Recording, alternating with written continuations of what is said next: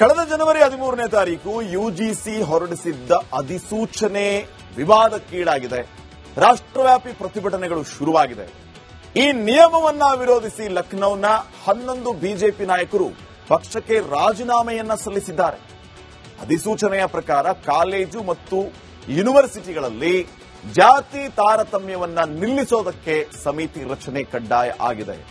ಈ ಸಮಿತಿಗೆ SC ST OBC ವಿದ್ಯಾರ್ಥಿಗಳು ದೂರು ನೀಡಬಹುದು. ಆದರೆ ಈ ನಿಯಮ ಮೇಲ್ವರ್ಗದವರು, ಅದರಲ್ಲೂ ಬ್ರಾಹ್ಮಣರ ವಿರುದ್ಧ ಸುಖಾಸುಮ್ಮನೆ ದೂರು ನೀಡೋದಕ್ಕೆ ಅನುವು ಮಾಡಿಕೊಡುತ್ತೆ ಅಂತ ರಾಜೀನಾಮೆ ನೀಡಿದವರು ಆರೋಪವನ್ನ ಮಾಡ್ತಾ ಇದ್ದಾರೆ.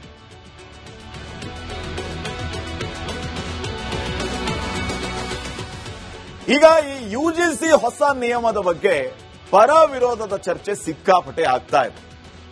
ಪ್ರತಿ ಯೂನಿವರ್ಸಿಟಿ ಕಾಲೇಜುಗಳಲ್ಲಿ ಸಮಾನತಾ ಸಮಿತಿಯ ರಚನೆ ಮಾಡಬೇಕು. ಪರಿಶಿಷ್ಟ ಜಾತಿ, ಪರಿಶಿಷ್ಟ ಪಂಗಡ ಮತ್ತು ಒಬಿಸಿ ಸ್ಟೂಡೆಂಟ್ಸ್ಗಳನ್ನ ಅದರಲ್ಲಿ ಇಟ್ಕೋಬೇಕು. ಜಾತಿ ಆಧಾರಿತ ದೂರನ್ನ ಆಲಿಸಿ ಅವುಗಳನ್ನ ಪರಿಹರಿಸಬೇಕು ಈ ಯುಜಿಸಿ. ಈ ಸಮಿತಿಯಲ್ಲಿ ಎಸ್ಸಿ ಎಸ್ಟಿ, ಅಂಗವಿಕಲರು, ಒಬಿಸಿ, ಮಹಿಳಾ ಪ್ರತಿನಿಧಿಗಳು ಇರಬೇಕು ಅನ್ನೋದು ಕಡ್ಡಾಯವಾಗಿದೆ. ಕ್ಯಾಂಪಸ್ ಅಲ್ಲಿ ಸಮಾನತೆಯ ವಾತಾವರಣ ನಿರ್ಮಿಸುವ ಗುರಿಯನ್ನ ಯುಜಿಸಿ ಹೊಂದಿದೆ. ಈ ನಿಯಮಕ್ಕೆ ಮೇಲ್ವರ್ಗ ಮತ್ತು ಸಾಮಾನ್ಯ ವರ್ಗದವರು ವಿರೋಧವನ್ನ ವ್ಯಕ್ತಪಡಿಸ್ತಾ ಇದ್ದಾರೆ. ಎಸ್ಸಿ ಎಸ್ಟಿ ಮತ್ತು ಒಬಿಸಿ ವಿದ್ಯಾರ್ಥಿಗಳಿಗೆ ಮಾತ್ರ ರಕ್ಷಣೆ ಸಿಗುತ್ತೆ. ಅಲ್ಲಿ ಸಾಮಾನ್ಯ ವರ್ಗ ಮೇಲ್ವರ್ಗದವರಿಗೆ ಸ್ಥಾನಮಾನನೇ ಇಲ್ಲ. ಏನ್ ನಿರೀಕ್ಷೆ ಮಾಡಬಹುದು ನಾವು ಯುಜಿಸಿಯಿಂದ ಅನ್ನುವಂಥದ್ದು ಇವರೆಲ್ಲರ ಆರೋಪ ಆಗಿದೆ. ಸಾಮಾನ್ಯ ವರ್ಗದವರಿಗೆ ತಾರತಮ್ಯ ಆದ್ರೆ ಎಲ್ಲಿ ಹೋಗ್ಬೇಕು, ಯಾಕೆ ಬೇಕು ಈ ಯುಜಿಸಿ ಅಂತ ಈಗೇನ್ ರಾಜೀನಾಮೆ ಕೊಟ್ಟಿದ್ದಾರಲ್ಲ ಹಲವರು, ಇದನ್ನ ವಿರೋಧಿಸಿ ಈ ಕಾರಣಗಳನ್ನ ಹೇಳ್ತಾ ಇದ್ದಾರೆ. ಇನ್ನ ಬೇಕು ಅಂತ ಟಾರ್ಗೆಟ್ ಮಾಡಿಕೊಂಡು ಸುಳ್ಳು ದೂರು ನೀಡಿದ್ರೆ ಶಿಕ್ಷೆ ಏನು ಅನ್ನೋ ತಿಳಿಸಿಲ್ಲ. ಇದೇ ಕಾರಣಕ್ಕೆ ಸುಪ್ರೀಂ ಕೋರ್ಟ್ ಅಲ್ಲಿ ಅರ್ಜಿಯನ್ನ ಸಲ್ಲಿಸುವಂತ ಕೆಲಸ ಈಗ ಆಗಿದೆ.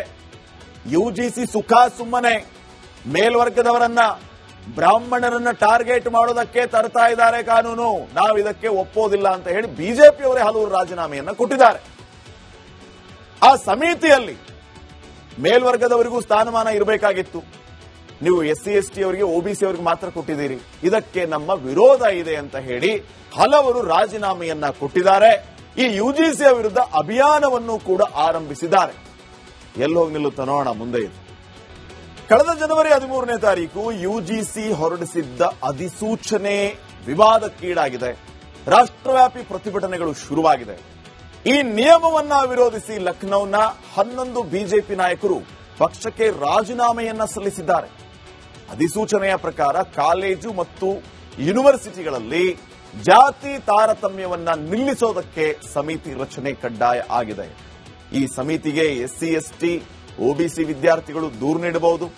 ಆದರೆ ಈ ನಿಯಮ ಮೇಲ್ವರ್ಗದವರು, ಅದರಲ್ಲೂ ಬ್ರಾಹ್ಮಣರ ವಿರುದ್ಧ ಸುಖಾಸುಮ್ಮನೆ ದೂರು ನೀಡೋದಕ್ಕೆ ಅನುವು ಮಾಡಿಕೊಡುತ್ತೆ ಅಂತ ರಾಜೀನಾಮೆ ನೀಡಿದವರು ಆರೋಪವನ್ನ ಮಾಡ್ತಾ ಇದ್ದಾರೆ.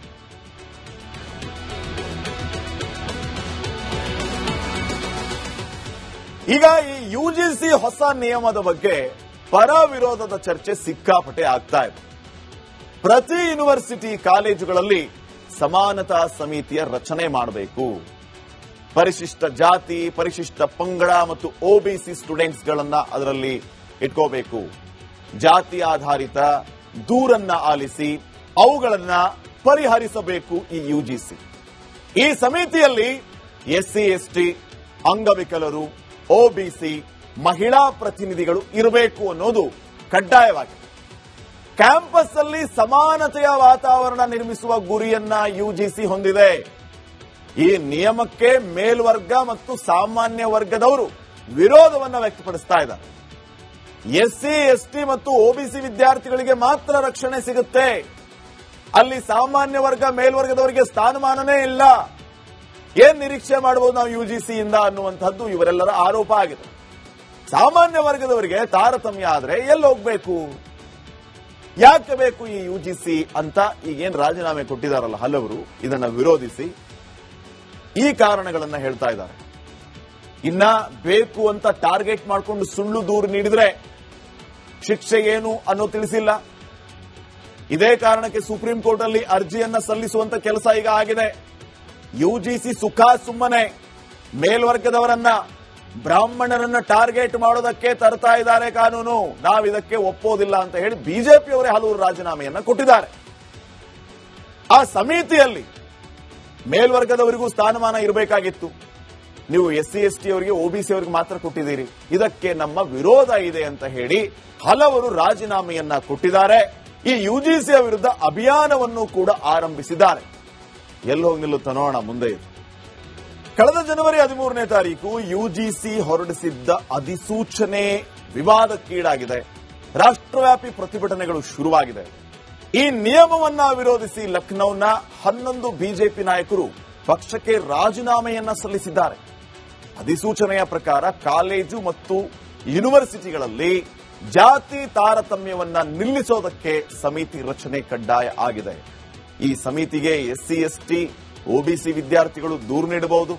ಆದರೆ ಈ ನಿಯಮ ಮೇಲ್ವರ್ಗದವರು, ಅದರಲ್ಲೂ ಬ್ರಾಹ್ಮಣರ ವಿರುದ್ಧ ಸುಖ ಸುಮ್ಮನೆ ದೂರು ನೀಡೋದಕ್ಕೆ ಅನುವು ಮಾಡಿಕೊಡುತ್ತೆ ಅಂತ ರಾಜೀನಾಮೆ ನೀಡಿದವರು ಆರೋಪವನ್ನ ಮಾಡ್ತಾ ಇದ್ದಾರೆ.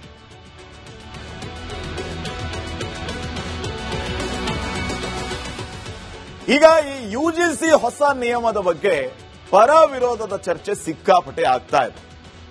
ಪ್ರತಿ ಯೂನಿವರ್ಸಿಟಿ ಕಾಲೇಜುಗಳಲ್ಲಿ ಸಮಾನತಾ ಸಮಿತಿಯ ರಚನೆ ಮಾಡಬೇಕು. ಪರಿಶಿಷ್ಟ ಜಾತಿ, ಪರಿಶಿಷ್ಟ ಪಂಗಡ ಮತ್ತು OBC ಸ್ಟೂಡೆಂಟ್ಸ್ ಗಳನ್ನ ಅದರಲ್ಲಿ ಇಟ್ಕೋಬೇಕು. ಜಾತಿ ಆಧಾರಿತ ದೂರನ್ನ ಆಲಿಸಿ ಅವುಗಳನ್ನ ಪರಿಹರಿಸಬೇಕು ಈ UGC. ಈ ಸಮಿತಿಯಲ್ಲಿ SC ST, ಅಂಗವಿಕಲರು, OBC, ಮಹಿಳಾ ಪ್ರತಿನಿಧಿಗಳು ಇರಬೇಕು ಅನ್ನೋದು ಕಡ್ಡಾಯವಾಗಿದೆ. ಕ್ಯಾಂಪಸ್ ಅಲ್ಲಿ ಸಮಾನತೆಯ ವಾತಾವರಣ ನಿರ್ಮಿಸುವ ಗುರಿಯನ್ನ UGC ಹೊಂದಿದೆ. ಈ ನಿಯಮಕ್ಕೆ ಮೇಲ್ವರ್ಗ ಮತ್ತು ಸಾಮಾನ್ಯ ವರ್ಗದವರು ವಿರೋಧವನ್ನ ವ್ಯಕ್ತಪಡಿಸ್ತಾ ಇದ್ದಾರೆ. SC ST ಮತ್ತು OBC ವಿದ್ಯಾರ್ಥಿಗಳಿಗೆ ಮಾತ್ರ ರಕ್ಷಣೆ ಸಿಗುತ್ತೆ, ಅಲ್ಲಿ ಸಾಮಾನ್ಯ ವರ್ಗ ಮೇಲ್ವರ್ಗದವರಿಗೆ ಸ್ಥಾನಮಾನನೇ ಇಲ್ಲ. ಏನ್ ನಿರೀಕ್ಷೆ ಮಾಡಬಹುದು ನಾವು UGC ಇಂದ ಅನ್ನುವಂಥದ್ದು ಇವರೆಲ್ಲರ ಆರೋಪ ಆಗಿದೆ. ಸಾಮಾನ್ಯ ವರ್ಗದವರಿಗೆ ತಾರತಮ್ಯ ಆದ್ರೆ ಎಲ್ಲಿ ಹೋಗ್ಬೇಕು, ಯಾಕೆ ಬೇಕು ಈ UGC ಅಂತ ಈಗೇನ್ ರಾಜೀನಾಮೆ ಕೊಟ್ಟಿದಾರಲ್ಲ ಹಲವರು, ಇದನ್ನ ವಿರೋಧಿಸಿ ಈ ಕಾರಣಗಳನ್ನ ಹೇಳ್ತಾ ಇದ್ದಾರೆ. ಇನ್ನ ಬೇಕು ಅಂತ ಟಾರ್ಗೆಟ್ ಮಾಡಿಕೊಂಡು ಸುಳ್ಳು ದೂರು ನೀಡಿದ್ರೆ ಶಿಕ್ಷೆ ಏನು ಅನ್ನೋ ತಿಳಿಸಿಲ್ಲ. ಇದೇ ಕಾರಣಕ್ಕೆ ಸುಪ್ರೀಂ ಕೋರ್ಟ್ ಅಲ್ಲಿ ಅರ್ಜಿಯನ್ನ ಸಲ್ಲಿಸುವಂತ ಕೆಲಸ ಈಗ ಆಗಿದೆ. UGC ಸುಖ ಸುಮ್ಮನೆ ಮೇಲ್ವರ್ಗದವರನ್ನ ಬ್ರಾಹ್ಮಣರನ್ನ ಟಾರ್ಗೆಟ್ ಮಾಡೋದಕ್ಕೆ ತರ್ತಾ ಇದ್ದಾರೆ ಕಾನೂನು, ನಾವಿದಕ್ಕೆ ಒಪ್ಪೋದಿಲ್ಲ ಅಂತ ಹೇಳಿ ಬಿಜೆಪಿಯವರೇ ಹಲವು ರಾಜೀನಾಮೆಯನ್ನ ಕೊಟ್ಟಿದ್ದಾರೆ. ಆ ಸಮಿತಿಯಲ್ಲಿ ಮೇಲ್ವರ್ಗದವರಿಗೂ ಸ್ಥಾನಮಾನ ಇರಬೇಕಾಗಿತ್ತು. ನೀವು SC ST ಅವರಿಗೆ OBC ಅವರಿಗೆ ಮಾತ್ರ ಕೊಟ್ಟಿದ್ದೀರಿ, ಇದಕ್ಕೆ ನಮ್ಮ ವಿರೋಧ ಇದೆ ಅಂತ ಹೇಳಿ ಹಲವರು ರಾಜೀನಾಮೆಯನ್ನ ಕೊಟ್ಟಿದ್ದಾರೆ. ಈ UGC ವಿರುದ್ಧ ಅಭಿಯಾನವನ್ನು ಕೂಡ ಆರಂಭಿಸಿದ್ದಾರೆ. ಎಲ್ಲಿ ಹೋಗಿ ನಿಲ್ಲುತ್ತ ನೋಡೋಣ ಮುಂದೆ.